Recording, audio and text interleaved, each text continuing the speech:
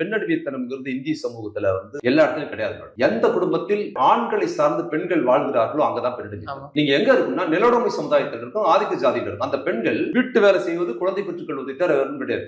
நீங்க பாத்தீங்கன்னா ரொம்ப பகட்டா இருப்பாங்க, நல்ல பளபளன்னு இருப்பாங்க, வசதியா இருப்பாங்க, ஆணை சார்ந்தா இருப்பாங்க, நிறைய 100,000 நகை போட்டிருப்பாங்க, கல்யாணத்துல போனா வீட்டுக்கார கௌரவத்தை காப்பாத்தலாம் போவாங்க. அவங்க கிட்ட பண்ணையடிமை ஒரு பெண் இருப்பாங்க, ஒரு தலித் பெண் இருப்பாங்க. அவங்க பரிதாபமா இருப்பாங்க, அவங்க வேலை பார்ப்பாங்க, விவசாய வேலை பார்ப்பாங்க, கூலி வேலை எல்லாம் பார்ப்பாங்க. ஆனால் அந்த பெண் சுயமா நிற்கிறார். இந்த அம்மா தன் கணவர் தன்னை மரியாதையா வச்சு இவ்வளவு சொகுசா வச்சிருக்காரு, அவரு 2வது பொண்டாட்டி வச்சிருப்பாரு, இன்னொரு ஒப்பாட்டி கூட வச்சிருப்பாரு. அது கேட்க முடியாது.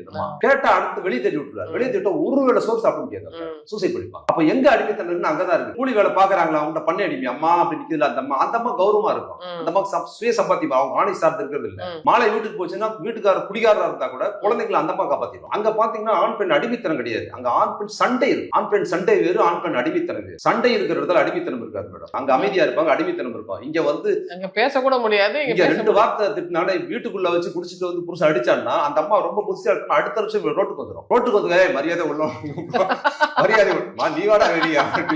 இது அடிமைத்தன்மை கிடையாது. அவனை எப்படி அம்பலப்படுத்தணும், நீ என் மேல கை வச்சுட்டு சொன்னோன்னு அவனுக்கு அம்பலப்படுத்துறதுல தான் அந்த பெண் கவனமா இருப்பாங்க. ஏன்னா அவனை சார்ந்து இல்ல, நீ போடா, நீ எனக்கு லக்கேஜ் இருக்கிறது அவங்களோட கண்ணோட்டம். அங்க அடிமைத்தனம் கிடையாது. இந்த அடிமைத்தன மனோபாவம் அந்த சாதி சிஸ்டத்துல தீவிரமா இயங்குது. அது சாதி ரீதியா இப்போ அது என்னன்னா, இன்னைக்கு பெண்களும் தலித் மக்கள் நீங்க ஒரே மாதிரி பாருங்க. அப்போ நீங்க கேட்பதற்கு நாதியற்ற பெண்கள் இன்னைக்கு எந்த சுயமா நிக்க ஆரம்பிச்சிட்டாங்க. அதே மாதிரி தலித் சமூகத்துல ஒடுக்குமுறைக்கு டிஃபெண்ட் பண்ணி, ஜாதியத்துக்கு டிஃபெண்ட் பண்ணி இருந்தவங்க தாங்க அவர் கொடுத்தாதான் சாப்பாடு, அவர் விவசாயிகளுக்கு வேலை பார்த்தாதான் போது அடிமைத்தனத்தை எவ்வளவு பாலியல் வன்முறை பண்ணாலும், கொலை செய்தாலும், புதைச்சாலும் கேட்கறதுக்கு நாதி கிடையாது, அமைதியா இருக்கு. இன்னைக்கு சார்ந்து இருக்க வேண்டிய அவசியம் இல்லைன்னு ஆயிடுச்சு. வெள்ளக்காரன் வந்தா, நீதி கட்சி வந்தது, பெரியார் அம்பேத்கர் போன்ற இடஒதுக்கீடு, கல்வி வேலை நிக்க ஆரம்பிச்சது, அவங்க குரல் வெளியே வருது. இப்ப நடக்கிற வன்முறைகள் என்னன்னா, சமூக மாற்றம் வேகமா நடப்பதன் மூலமாக இந்த வன்முறைகள் முன்பை விட ரொம்ப அரிதா நடக்குது.